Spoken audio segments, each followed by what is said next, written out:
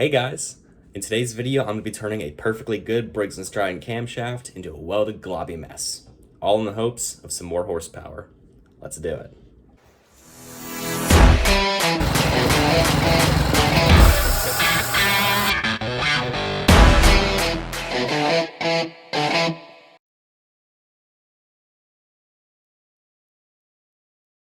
Welcome to part 2 of turning a Briggs & Stratton lawnmower engine into a pit bike. In this video, we're going to dive into camshafts and namely how we can modify them to make some more horsepower. So I've linked some articles down in the description. Make sure to check them out. They're super cool. The main one I used is called Camshaft Science by Motor Trend. At the very end of the very informative article, they have a big table that effectively takes all the different ways you can modify a cam and simplifies what they would do. So super handy if you're beginning. I knew nothing about this before researching, so please do your research and don't mess up your parts because, you don't want to have to buy a new one. It's simple as that. So all that out of the way, what exactly are we going to be doing to our engine? So very simply put, we're going to be welding onto the lobes of the camshaft to increase the lift, the duration, change the dimensions of the lobes to give us more horsepower.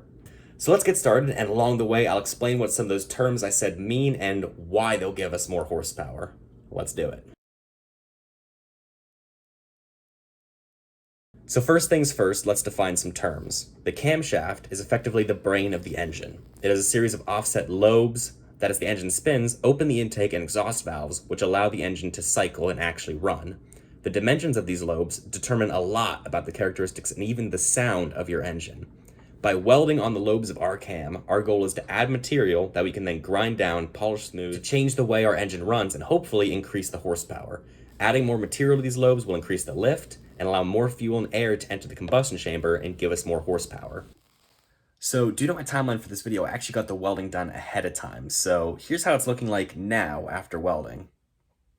Yeah, definitely not my prettiest welds, but that's okay. All we needed to do was add more material, which we can then grind down and, change the profile of the lobes, which is our next step. So let's get to it.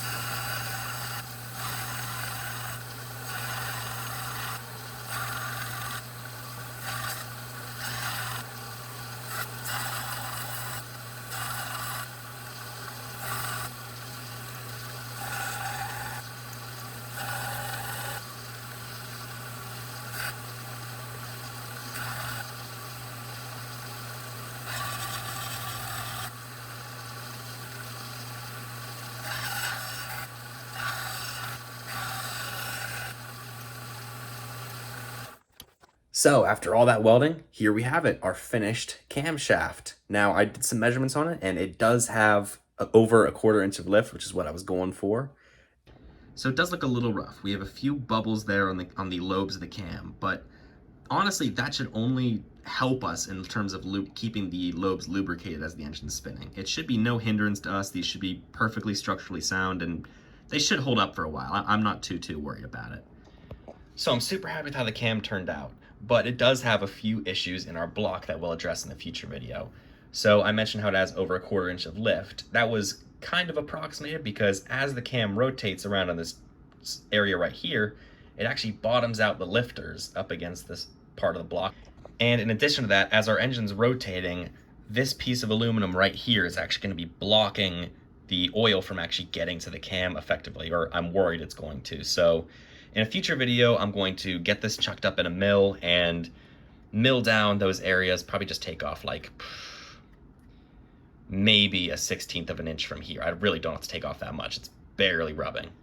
And then probably eliminate this whole piece right here just because it's non-structural and all it's going to do is keep the cam from getting oiled. So it's just going to be a hindrance if keep leaving it there, so I'll get rid of it.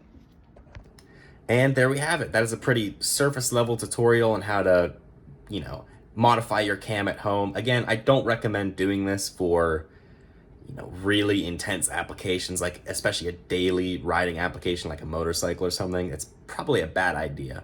But for something like this, something for fun, this will be plenty strong enough. It'll hold up. It'll make some more power. I'm not worried about it. No one should be. But definitely, before you do this on your part, make sure to do the proper research. I'm linking a couple resources down in the description, so check those out, do your research, and let me see what you guys do. You know, feel free to, you know, tell me about it in the comments, or, you know, shoot me a message. I don't care. Well, that's all for this video, and I'll see you guys in the next one. Have a great day.